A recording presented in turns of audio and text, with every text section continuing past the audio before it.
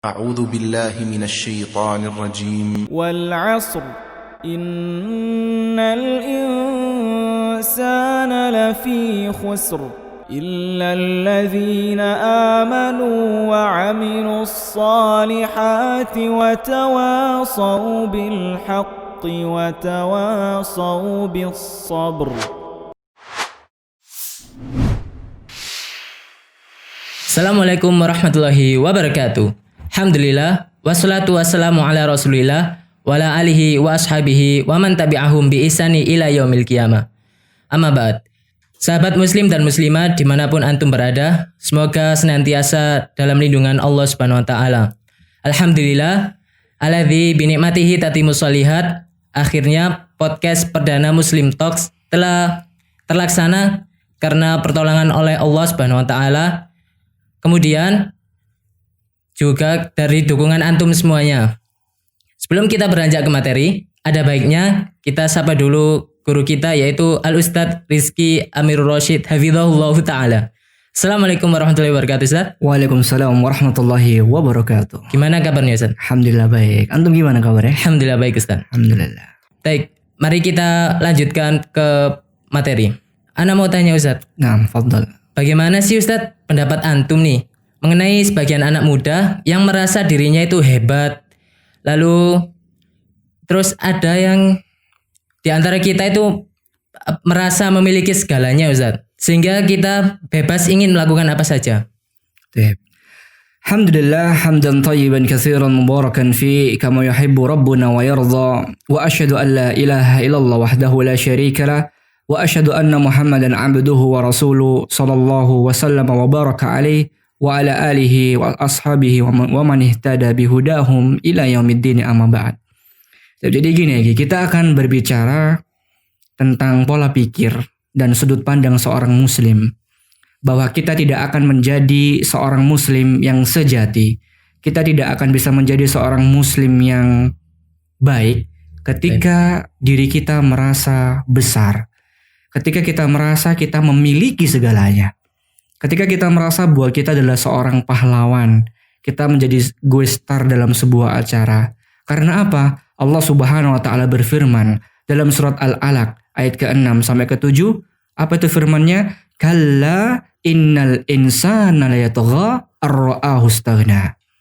Kalla innal insana layatagha. Ketahuilah, sesungguhnya manusia itu benar-benar melampaui batas. Manusia itu akan bermaksiat. Manusia itu akan zalim. Manusia itu akan durhaka kepada Allah. Kapan itu terjadi? Ar-ra'ahu istaghna. Karena ketika dia merasa dirinya itu cukup. Ketika dia merasa dia adalah orang kaya. Ketika dia merasa menjadi seorang pahlawan. Ketika dia merasa memiliki semuanya. Saya mau tanya, Aigi, apa arti muslim?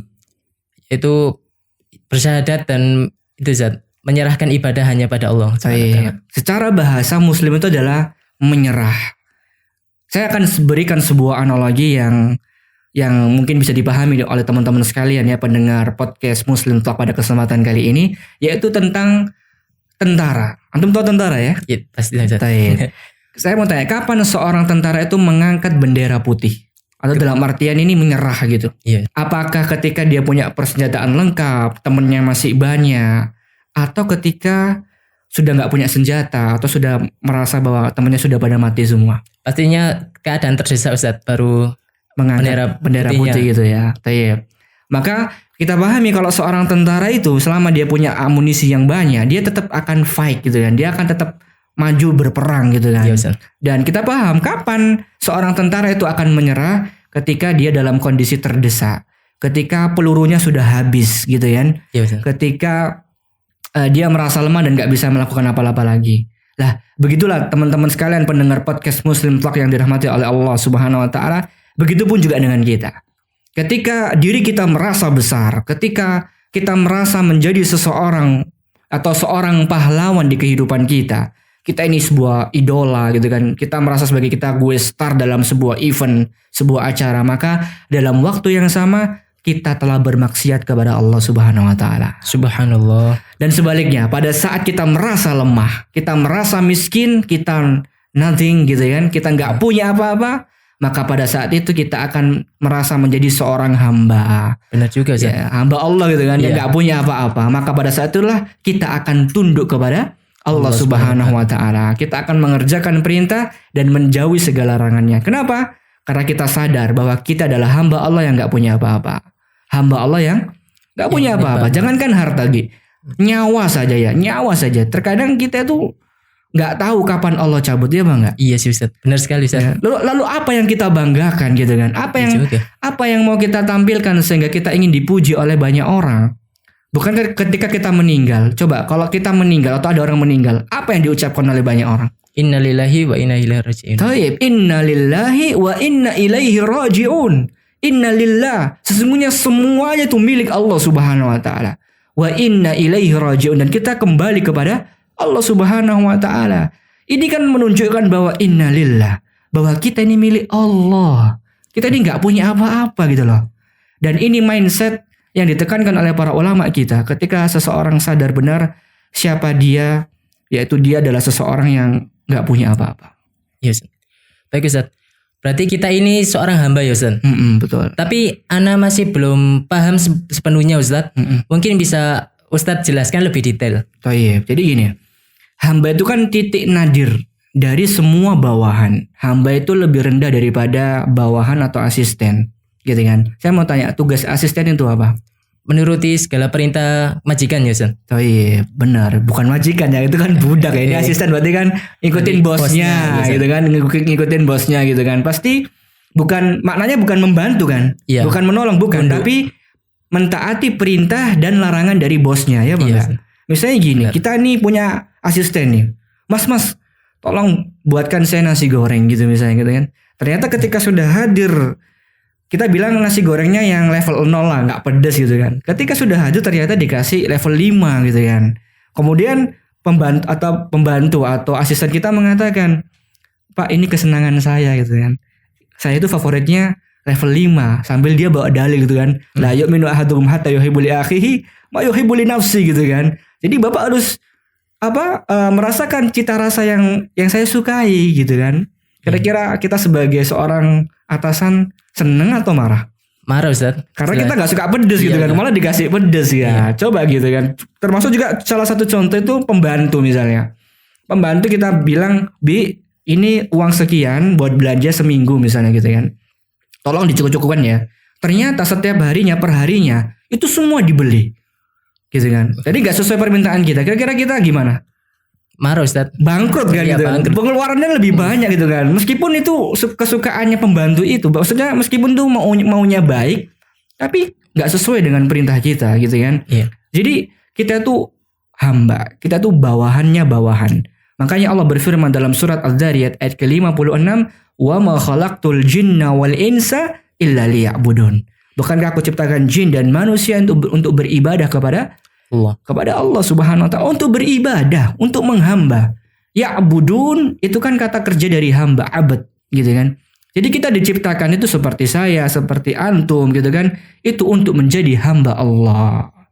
Bukan untuk CEO-nya Allah, bukan untuk menjadi komisarisnya Allah, tapi untuk menjadi hamba. Pernah baca tafsir ayat ini enggak?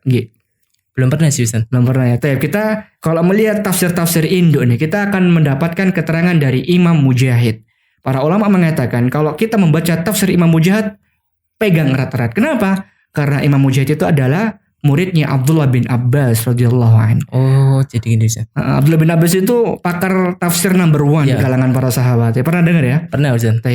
Apa kata Imam Mujahid berhubungan dengan masalah surat Al-Dzariyat ayat 56, beliau mengatakan li'amurahum wa anhahum. Jadi tidaklah aku ciptakan jin dan manusia kecuali untuk apa? Aku perintah dan aku larang. Itu makna hamba di sini. Jadi kita diciptakan itu untuk menjalankan perintah Allah dan untuk menjauhi larangan-larangan Allah. Kita diciptakan untuk diperintah dan dilarang. Sebenarnya simpel ya nggak sih? Iya sih. Sebenarnya simpel karena kita ini hamba yang nggak punya apa-apa, hamba yang lemah, hamba yang miskin gitu kan. Hamba yang nggak tahu apa yang terbaik untuk kedepannya, hamba yang nggak punya kekuatan, hamba yang syiarnya apa? La haula wala quwwata illa billah. Mana slogan kita yang satu ini? Tidak ada daya dan kekuatan kecuali dengan pertolongan Allah. Berarti kan kita ini kan nol tuh, ya nggak sih? Benar juga Ustaz. Iya nol, kita nggak punya apa-apa lah. Ketika kita merasa diri kita ini nol, maka dalam waktu yang sama kita akan mau diperintah oleh Allah Subhanahu wa taala. Seperti itu. Ketika kita merasa bodoh, kita nggak punya apa-apa, berarti kita akan mau diperintah dan dilarang oleh Allah Subhanahu wa taala. Dan itulah hamba, itu status kita. Status kita semua itu lebih rendah daripada setiap asisten di muka bumi ini atau setiap bawahan di muka bumi ini. Nah, Kalau itu status kita, kenapa kita itu terkadang lalai Ustaz? Ingatnya hanya status yang fata morgana, yaitu status yang sementara. Padahal status yang hakiki itu kan yaitu seorang hamba ya Ustaz. iya betul. Bagaimana tanggapan antum Ustaz seandainya ada anak muda nih yang ingin hidup sebebas-bebasnya tanpa larangan, jadi ya semua dihajar gitu Ustaz. Jadi saya jawab pertanyaan yang sebelumnya dulu ya, yaitu apa yang membuat kita lalai ya bahwa kita ini seorang hamba. Jawabannya itu adalah, ini pertanyaan bagus banget sebenarnya. Apa yang membuat kita lalai bahwa kita ini seorang hamba Allah, yaitu dunia. Jadi dunia ini membuat kita lalai bahwa status kita ini adalah seorang hamba. Benar. Dalam surat Ali Imran ayat 185 Allah mengatakan apa? Wa mal hayatud dunya illa mata'ul ghurur, gitu kan. Kehidupan dunia itu tidak lain hanyalah kesenangan yang memperdayakan, yang menipu kita, yang menghilangkan akal sehat kita, yang membuat kita terlupa. Kehidupan dunia itu yang membuat kita lupa bahwa status kita ini adalah hamba Allah Subhanahu wa taala. Saya berikan analogi ya untuk memahami kenapa kok dunia menjadi sebab kita melupakan bahwa status kita ini adalah seorang hamba. Ini contohnya, misalnya gini, ada seorang anak perempuan nih, gitu kan, umur 3 sampai 4 tahun gitu kan. Dia tinggal mohon maaf. Dia tinggal di lingkungan yang aneh gitu kan. Saat dia sudah mulai bisa berkomunikasi, itu orang-orang sekitar itu mengatakan kamu jelek. Jadi keluarganya tuh kayak enggak mendukung dia gitu. Iya. Nah, itu terus itu setiap hari ngomong kamu jelek sampai usia dewasa 18, 19, 20 gitu kan. Saya ingin tanya kepada antum ya. Kira-kira antum pernah belajar masalah psikologi gak ini? Sedikit-sedikit Ustaz. Alhamdulillah sedikit paham. Oke, kira-kira apa yang dirasakan oleh si wanita tersebut? Pastinya minder Ustaz. Minder ya? Iya. Meskipun kecantikannya 11-12 lah sama Miss Universe gitu kan. Insyaallah. Tapi pasti minder gitu. Kalau gak percaya nanti Egy bisa coba sendiri gitu ya. Tapi saya gak tahu jawab ya. Jangan Ustaz. Nah, jadi dia akan menjadi wanita yang minder atau yang pede? Minder Ustaz. Minder. Dia gak pede gitu kan. Ingat teori komunikasi politik yang katanya ini pernah dipakai sama Hitler gitu kan ketika perang dunia. Apa itu teorinya? Apabila kebohongan disampaikan terus-menerus, kalau bahasa orang sekarang itu secara sistematis dan masif gitu ya, maka akan diyakini oleh pendengar itu sebuah kebenaran. Ya juga sih Ustaz. Itu komunikasi gitu kan. Dan coba kita sekarang kembali ke pembahasan kita nih. Sekarang dari kecil, saya mau tanya, ketika kita mendapatkan barang dikasih sama seseorang atau orang tua kita, apa yang dikatakan oleh lingkungan kita ketika itu ada di depan kita? Misalnya gini, antum dikasih tas, sepatu gitu kan.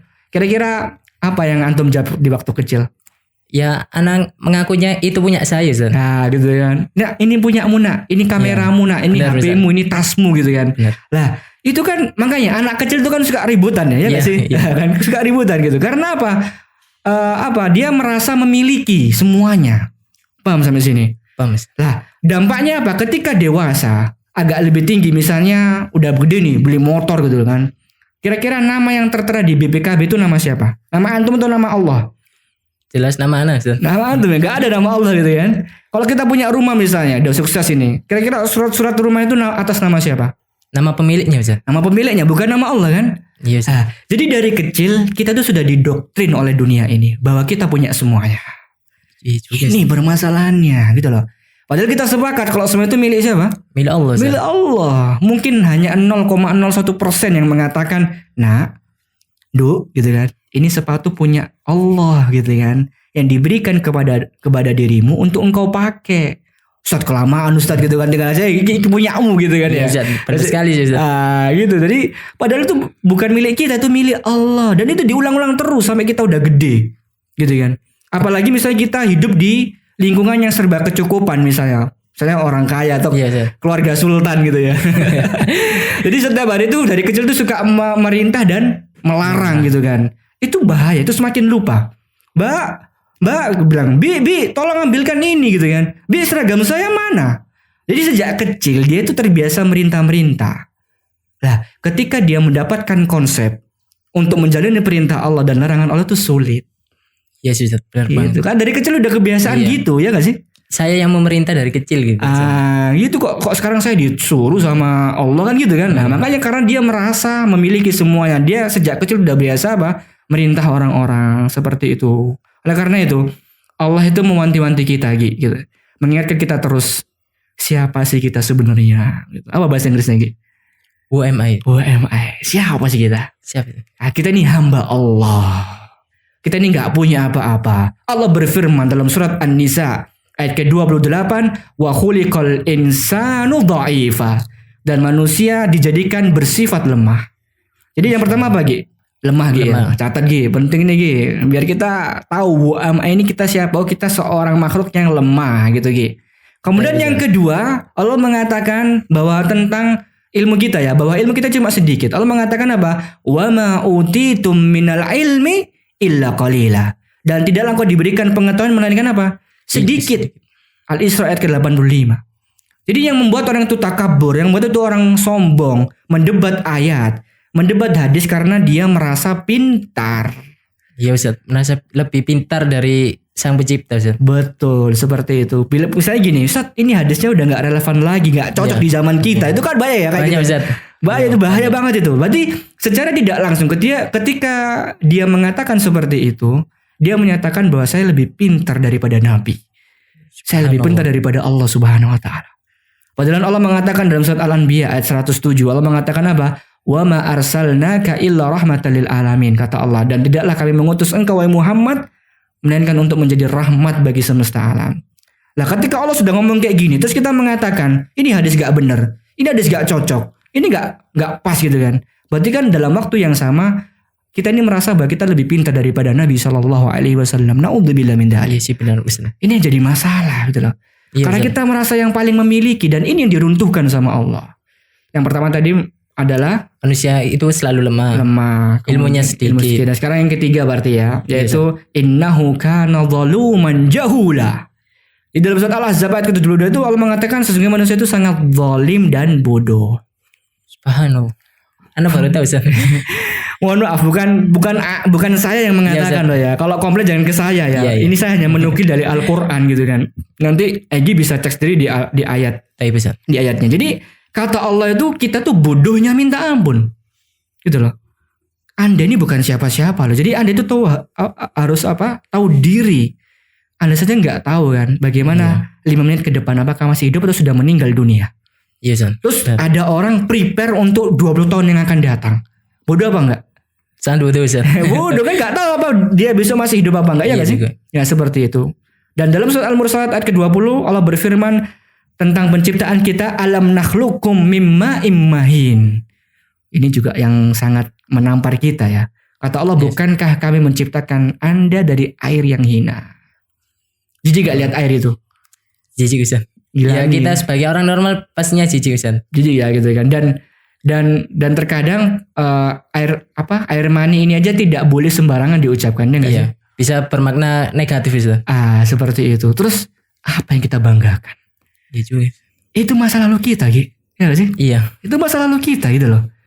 Ada gak yang menentang kalau masa lalu kita itu tidak dari air mani? Tidak ada Ustaz. Nggak ada, semua dari itu semuanya gitu kan. Masuk ke ovum dan seterusnya gitu kan. Ya. Maka Allah tuh ingin ngingetin kita, Gi. Anda itu siapa sih gitu loh. Kok mau menolak perintah saya gitu kan. Kenapa kok melawan ayat saya? Itu kata Allah Subhanahu wa taala, enggak mau diatur sama saya. Ingat, alam nakhluqum mimma immahin gitu kan. Anda ini dari air mani, enggak punya apa-apa. Seperti itu. Dan Allah juga mengatakan dalam surat Fatir ayat ke-15, ya ayyuhan nasu antumul fuqara'u ilallah. Gitu kan, hai manusia, kamulah yang sangat butuh kepada Allah. Kamu itu miskin, itu kata Allah Subhanahu wa taala. Itu ya. Maka dari itu para jamaah yang dirahmati Allah SWT yang mendengarkan podcast Muslim Talk ini, kita harus ingat kita ini nggak punya apa-apa. Ini semua pemberian dari Allah. Makanya nanti Allah akan tanya dalam surat At-Takatsur kan? Iya Ustaz. Tsumma latus'alunna yawma idin anin na'im, gitu kan? Kemudian kamu akan ditanya tentang harta yang telah engkau gunakan untuk bermegah-megahan. Itu kan ayat mengajarkan bahwa kita tuh nggak punya apa-apa, ya nggak sih? Benar Ustaz. Ya, kita tuh miskin gitu, kita tuh bodoh, kita tuh lemah, kita tuh dari mani. Itu kan tadi yang Allah sampaikan dalam Al-Qur'annya nggak sih? Iya. Maka itu apa fungsinya? Agar mengingatkan kita kembali kepada mindset ini bahwa sehebat apapun kita, sekeren apapun kita, Yes, ya, setinggi apapun jabatan kita, tolong ditanggalkan. Jangan dibanggain gitu loh. Apapun latar belakang pendidikan kita, jangan dibangga-banggain gitu loh.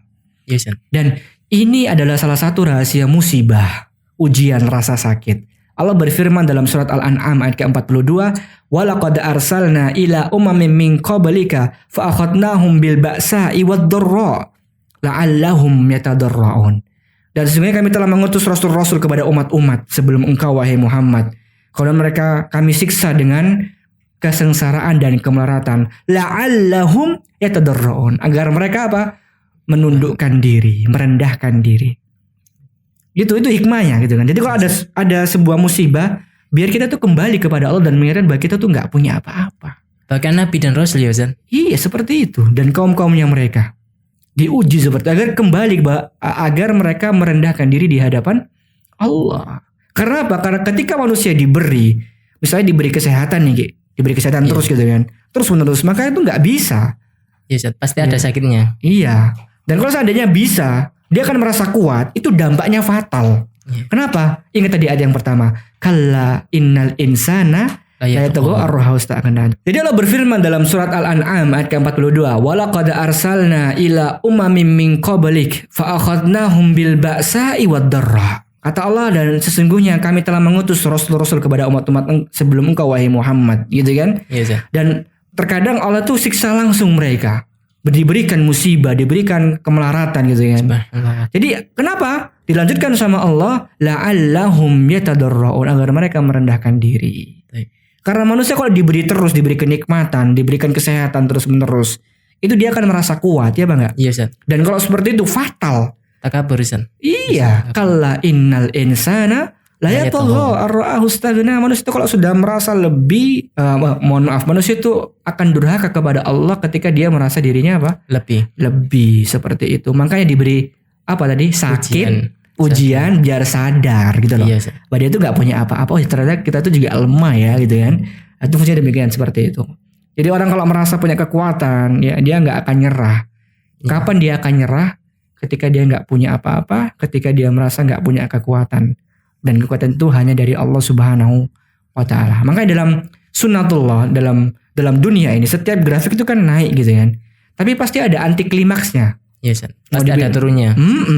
Jadi di bidang bisnis, di bidang olahraga, itu nggak bisa satu pihak menguasai satu era, ya Bang? Iya, benar banget. Gitu. Apa fungsinya? Agar mengingatkan bahwa kita ini lemah gitu loh, Ge. Yes. Ya, karena kalau kita sukses nggak pernah jatuh, hancur kita, sombong kita gitu kan. Makanya kendaraan Nabi SAW itu nggak pernah kalah dalam perlombaan itu, kecuali cuma satu kali toh. Gitu. Ketika ditanya, ya Rasulullah kenapa kok bisa kalah? Itulah dunia. Nah, jadi sekelas Rasul aja mengingatkan bahwa itulah dunia fana, dan kita ini nggak punya apa-apa gitu loh. Yes, nah, kalau kita merasa hebat, kita akan dolim kepada Allah Subhanahu wa Ta'ala. Maka jangan merasa diri ini besar di hadapan Allah. Oleh karena itu, mengapa Heraklius, raja apa Heraklius? Raja Romawi. Romawi ya. Yeah. Ya. Itu beliau pernah mengatakan bahwa mayoritas pengikut para nabi dan rasul itu orang miskin. Itu ada dalam hadis Bukhari. Yes. Ketika Abu Sufyan diskusi dengan Heraklius gitu kan. Lalu Heraklius mengatakan, "Apakah Muhammad orang miskin?" Gitu kan. Apa jawaban Abu Sufyan? Iya, orang miskin. Ya kan? Yes. Orang miskin, enggak punya bapak, enggak punya ibu, maksudnya udah yatim piatu sejak kecil gitu kan. Maka apa kata Heraklius? Apakah dia membantah? Padahal kan dia raja nih, kaya raya gitu kan. Apa yang dia katakan? Begitulah seluruh para nabi dan rasul. Mayoritas pengikutnya adalah orang-orang miskin. Tapi orang kaya jangan tersinggung gitu ya. Karena Abu Bakar kaya, Umar kaya, Utsman kaya. Ada Abdurrahman bin Auf ya, ada Sa'ad bin Abi Waqqas, semua orang-orang kaya. Tapi mayoritas kaum muslimin itu adalah orang-orang apa? Orang miskin. Kenapa orang miskin? Karena orang miskin lebih mudah dalam memahami tentang masalah agama. Hamba, bukan agama, hamba. Karena kita katakan kita siapa? Kita hamba. Gitu kan. Dan mereka ini lebih mudah menyerap hakikat penghambaan. Berbeda dengan orang kaya. Terkadang susah untuk menerima mindset sesimpel ini gitu loh. Susah. Kalau orang miskin itu kan gampang kan. Iya, San. Misalnya gini, antum ketemu nih sama orang miskin yang di Sidoarjo, orang paling miskin. Terus antum bilang, mas ini yuk, saya mau ngomong ini. Oh ya, ada apa mas? Gitu kan. Mas, kita ini hamba yang gak punya apa-apa. Kita ini benar-benar gak punya apa-apa gitu. Kira-kira orang tuh nerima apa enggak? Pasti nerima, San. Kenapa kok nerima? Sadar, San. Kalau dia itu orang yang lemah. Iya, karena selama ini dia gitu kan. Ketika kita cek rekeningnya pun juga paling saldonya 0. Kan gitu kan. Tapi kalau kita ketemu sama orang kaya nih misalnya, orang ini punya apartemen banyak, punya tanah banyak. Terus antum datang ke beliau, Pak ngapunten, saya mau ngomong sesuatu ini. Oh ya, silakan, apa mas? Kita ini nggak punya apa-apa Pak, kita ini hanya hamba Allah. Kira-kira nerima nggak? Marah Ustaz. Marah ya. Iya. Ngawur aja sampai itu gitu kan. Saya ini punya tanah ini, punya tanah situ, tanah kan seperti itu ya. Iya. Nah, makanya kenapa dunia itu menyilaukan kita? Itu dampaknya seperti itu. Paham sampai sini ya? Paham Ustaz. Ya seperti itu. Jadi kenapa kok kenapa kok orang miskin lebih mudah menerima konsep penghambaan kepada Allah? Karena dia sudah terbiasa di bawah. Adapun orang kaya, namun tidak semuanya orang kaya loh ya. Iya, Zan. Tidak, karena itu semua hanya karena berkat taufik dan hidayah dari Allah gitu kan. Kalau dikasih taufik dan hidayah, insya Allah bisa menerima apa yang diperintah Allah dan yang dilarang oleh Allah, seperti itu. Dan ini masih banyak sebenarnya yang saya sampaikan, cuma insya Allah itu sementara segitu insya Allah cukup ya, dan mudah dipahami insya Allah gitu. Jadi intinya Egy, bahwa kita ini akan merasa hancur ketika kita merasa memiliki semuanya. Dan tadi pertanyaan antum yang selanjutnya itu tentang apakah bisa kita hidup bebas, ya nggak? Iya Ustaz. Nah. Menurut antum bisa apa nggak? Nggak bisa Ustaz, kan kita ini hamba Ustaz. Jadi sebenarnya apakah bisa jadi seorang hamba? Jawabannya tuh cuma ada 2 opsinya. Kalau nggak jadi hamba Allah, ya berarti hamba apa? Dunia Ustaz. Dunia, nggak ada lagi gitu kan. Seperti itu. Dan Nabi pernah mengatakan bahwa ad-dunya sijnul mu'min wa jannatul kafir. Dunia ini adalah penjara bagi orang beriman dan surga bagi orang kafir. Jadi sebenarnya kebebasan itu ada di mana? Di surga, bukan dunia. Sadar atau tidak sadar, ketika Anda jauh dari agama, bukan berarti hidup Anda bebas loh ya. Istidraj Ustaz. Iya, nggak bisa istidraj atau yang lainnya gitu kan. Bukan intinya nggak bisa hidup bebas, gini loh. Contoh hidup bebas misalnya. Ada seorang suami welcome meluk istrinya yang halal gitu kan. Ketika dia keluar ada istri tetangga, dia juga welcome juga gitu kan. Kira-kira gimana? Nggak mungkin. Berarti dia akan mengikut, kalau nggak hambanya Allah, berarti hambanya siapa sih? Hamba dunia. Hamba dunia, hamba hawa nafsu gitu kan. Misalnya dia cari kerja nih, cari rezeki yang halal, tapi dia juga makan rezeki yang haram.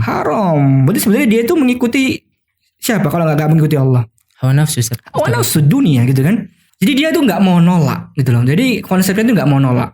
Halal oke, haram oke gitu kan. Nah, pertanyaan saya gini, konsep gak bisa nolak, sungkan itu loh, itu konsep siapa itu? Orang atasan apa bawahan? Jelas bawahan Ustaz. Bawahan kan, sungkan kan gitu kan. Nah seperti itu. Nah otomatis dia juga sama kayak budak kan gitu kan. Iya. Karena halal dia, haram dia gitu kan. Iya, jadi ketika dia selalu menerima halal dan haram, kata siapa dia bebas? Enggak. Sama dia juga budak. Dan seorang pemimpin itu harus berani mengatakan tidak. Ya kan? Iya. Kalau enggak berarti dia budak.